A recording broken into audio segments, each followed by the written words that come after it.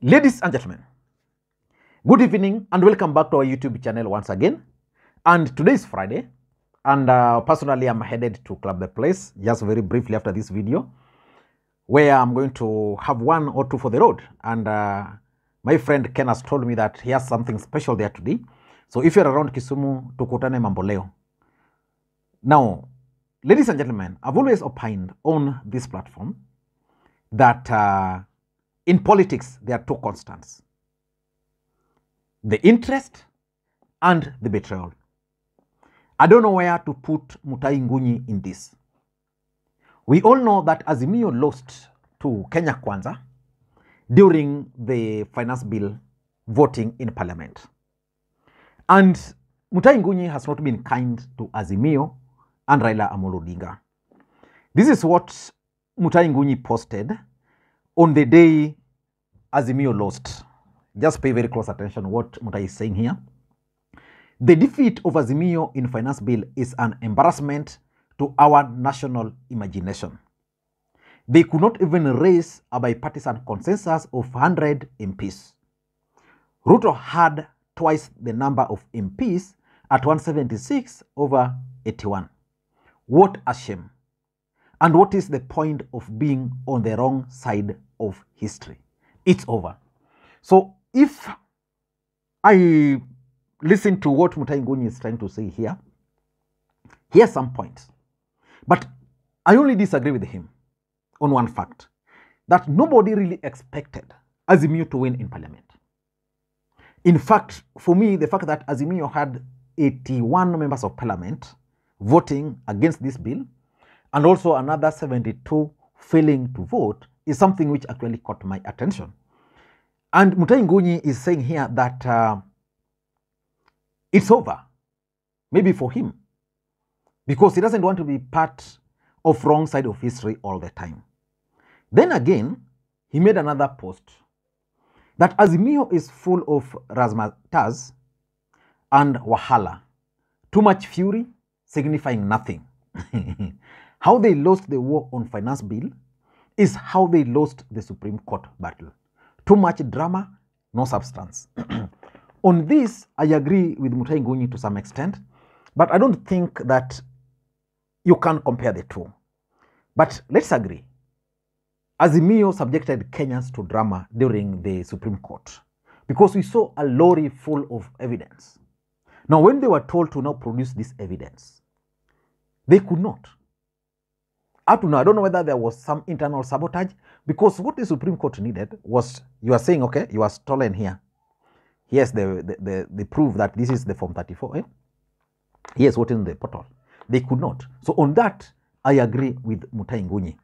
And he made another post yesterday that fellow Kenyans, swali, punda imechoka or baba amechoka. I love Baba Man, but I'm tired of his failures. Whatever he does after budget will go nowhere. Or will it? So Mutahi Ngunyi believes that whatever Raila Odinga is planning to do moving forward will not succeed. What's your thought? So in this video, I want us to look at why Mutahi Ngunyi is actually attacking Raila Odinga and Azimio. Because for me, I normally take Mutahi Ngunyi seriously for several reasons. One of the reasons is because Mutahi Ngunyi was the one who coined the word tyranny of numbers. Tyranny of numbers is the theory which Uhuru Kenyatta and William Ruto used in 2013 to rig the elections. In fact, by that time it was Kibaki. Kibaki was silent, but they used that tyranny of numbers to rig the elections. Then again, Mutahi Ngunyi is the one who coined the word hustler nation. And that hustler nation is basically what propelled William Ruto to the presidency. So I normally take Mutahi Ngunyi seriously. And importantly, until William Ruto was sworn into office, Mutahi Ngunyi was a key player in President Uhuru Kenyatta's circles. He was one of the consultants who were based at State House. But before we go into all those details, in case you're watching this channel for the first time, please take a second or two click that subscribe button so that next time we produce a video like this, YouTube will automatically notify you. And to the subscribers, I want to continue thanking you guys for your continued support, because without that support, this channel cannot be where it is now. Without any further ado, let us dive in. Why do you think Mutahi Ngunyi is now clearly changing his position? On this particular channel, I've always opined that in politics, nothing happens out of mere coincidence. Everything in politics is normally well planned, well scripted, and executed to achieve a specific political objective. What were the objectives which Mutahi Ngunyi was trying to achieve by this series of tweets? Because if you remember, Mutahi Ngunyi at some point alleged that he was trying to broker a deal between William Ruto and Uhuru Kenyatta. So far, I don't have information how that deal ended. But what I know for sure is that Uhuru Kenyatta is not willing to enter into any deal with William Ruto as at now. But why would he invoke the Supreme Court issue, the last election, and even the budget? For me, Mutahi Ngunyi tweet are intended to achieve the following objectives. Number one, Mutahi Ngunyi is now telling Kenyans that indeed Azimio and Raila Odinga are disorganized, and that they actually lost at the Supreme Court because they are not taking matters seriously. So basically what Mutahi Ngunyi is trying to tell you is that William Ruto won the presidency and he won at the Supreme Court. Let me just refer again to that tweet. He's saying that Azimio is full of razzmatazz and wahala, too much fury signifying nothing. How they lost the war on Finance Bill 2023 is how they lost the Supreme Court battle. Too much drama and no substance. So basically, Mutahi Ngunyi is telling Kenyans that there's nothing you can expect from Azimio. I don't know whether it's true, but Mutahi Ngunyi believes that there is nothing which is actually going to come out of Azimio.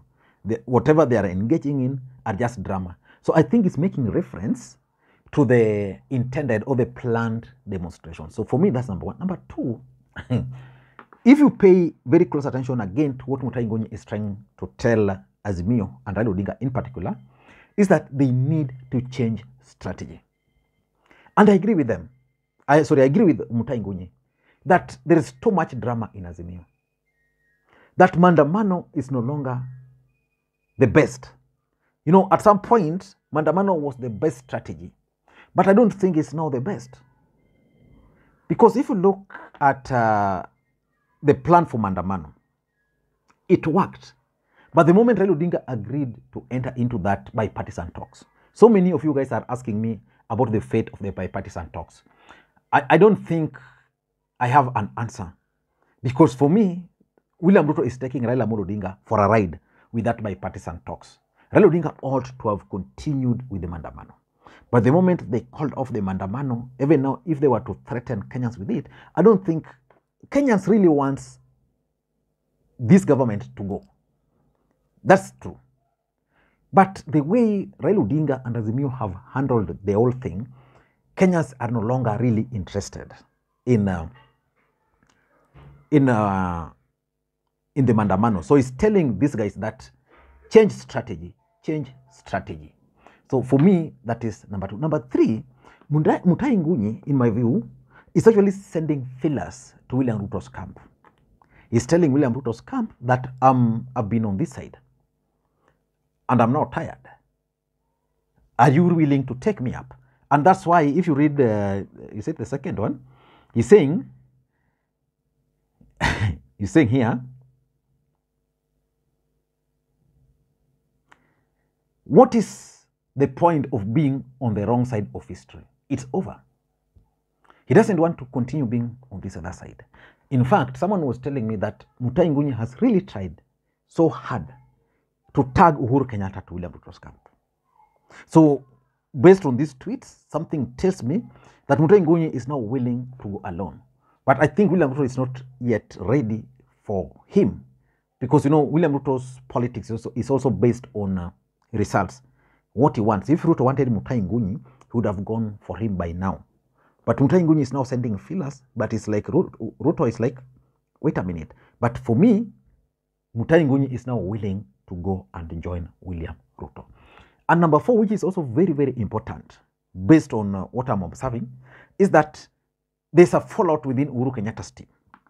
Uhuru Kenyatta, for those who followed politics even in the last election, and I kept on repeating here, his camp, the deep state itself, almost had 4 camps. There was a camp that believed in Raila Odinga. There was a camp that wanted a compromise candidate, Musalia Mudavadi. And that's why when Mudavadi left, that camp shifted. Then there was a camp that believed that really they just needed one of them to be the presidential candidate. And they were pushing for Mutahi Kagwe and Fred Matiang'i's ticket. And then there was another camp which also believed that they just needed to support Ruto. So there were 4 camps in Uhuru Kenyatta's deep state. By Mutahi Ngunyi insisting and saying this, probably what I'm getting is that Uhuru Kenyatta's camp are divided as far as Azimio politics is concerned. They are not in agreement whether Azimio should proceed with mandamanos, what Mutahi Ngunyi is now calling drama because he's on another camp there, or whether they should embrace William Samoei Arap Ruto. And indeed, if you ask me, Mutahi Ngunyi is now in the camp of Kanini Kega and that of Sabina Chege. And lastly, if indeed Mutahi Ngunyi will join Ruto, it will prove one point, that Mutahi Ngunyi is a pro-system person. He can't really operate outside the system. I don't know what to think. That's my take. And again, for those who are watching the channel for the first time, please take a second or two, click that subscribe button, so that next time we produce a video like this, YouTube will automatically notify you. And for those who are in Kisumu, Tukutane Club the place. Yeah, I think Ken will organize things for us there. Yeah, it's around 7. By 8, I should be there. Enjoy your day. Good day.